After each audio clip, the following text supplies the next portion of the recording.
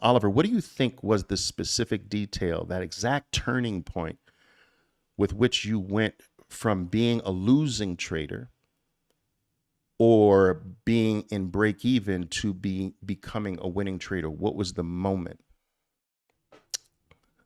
Interesting question. I believe that traders fall into one of two categories when it comes to the transition from loser to winner. And I consider break even a winning trader, by the way. All right. So I'm including break even trading in the winning camp, because if you can go into the most competitive market in the world and pit yourself against some of the brightest minds, some of which are sloshing around billions of dollars, if you can go into that shark infested pool with your money and come out with your money, with your limbs intact, your arms, your legs, you've got your pants still on, your underwear, your shirt, they didn't rob you, they didn't take anything from you. Oh my God, congratulations. That's a win. All right. Because it's shark infested. So you have won. You're a winning trader if you're a break-even trader. Congratulate yourself. Okay. Now, I believe that traders fall into two general categories when it comes to making that transition. One is what happened. One is where you start to see glimpses of who you're going to be in the future. So you're really bad. You're really bad. You're hemorrhaging money. You're really bad. But you start to see moments of goodness. And you're like, whoa, I did really well these last 2 days. And then boom, it'll disappear and you go back to being bad. Bad, bad, bad. But then again, there'll be, wow, on this day, I did almost every single thing perfectly. And boom, it'll disappear. Now, that type of trader will gradually, if they apply themselves, the gap between the good periods starts to get smaller. And the duration of the good period starts to get longer. So maybe in the past, the good periods, maybe they had, the good periods lasted on average 2 days. So I can't get past 2 good days. All right. And that happens once a month. So they've got the duration of good periods, 2 days, and the frequency is once a month. Now they get duration of 2 days, but it's happening now 3 times a month. Better. Now they're stretching their good periods. They get 3-4 days sometimes. And that's happening 4 times a month. And now they get a week. They can put a solid week of good trading in. So this is the gradual turn that tends to happen with some traders. Those bright days get longer and the dark periods get shorter until there's more light than darkness. Okay? Then there's the category that I was in. And to be honest with you, I don't wish this category on you, but you might be in that category. And that is the category where there is no light. You almost never see light. There are no 2 days. There's just losing day after losing day after losing day, to the point where you think, like, how can someone be this bad at something? How can I break mathematical law? I mean, if you flip a freaking coin long enough, you get practically 50% heads and 50% tails. I can't even do that.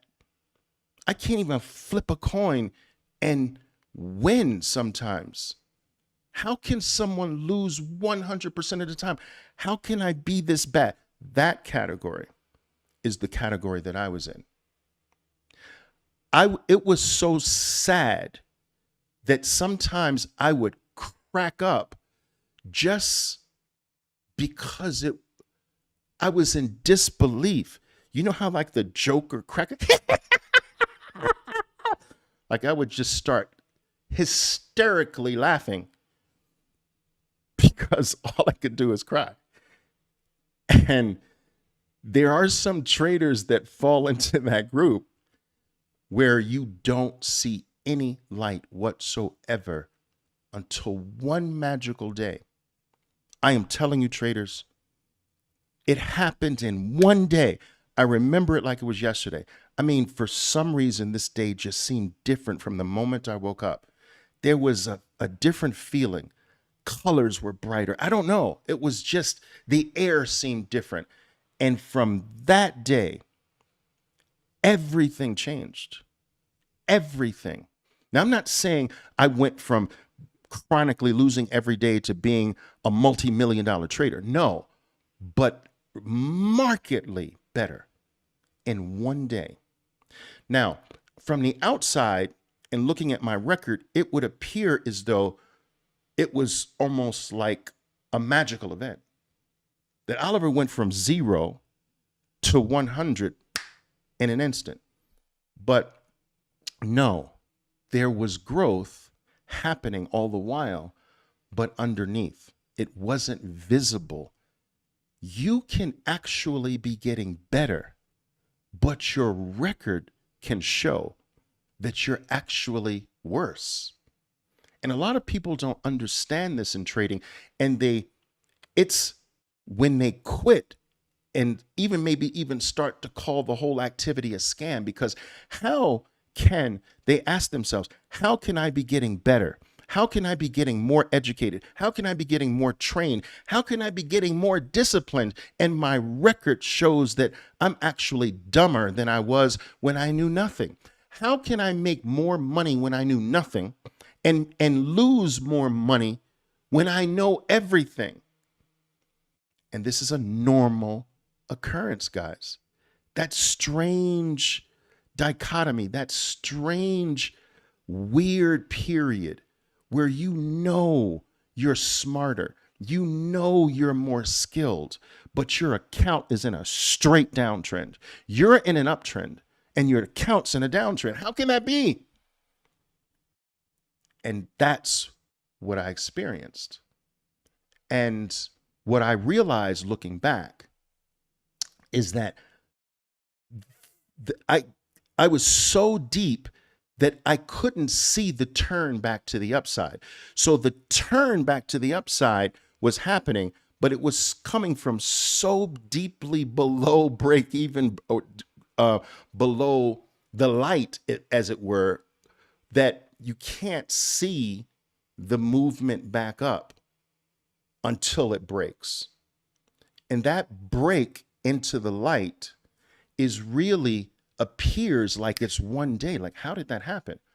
But you were rising in the darkness underneath, but it just wasn't perceptible to the eye for a long period of time.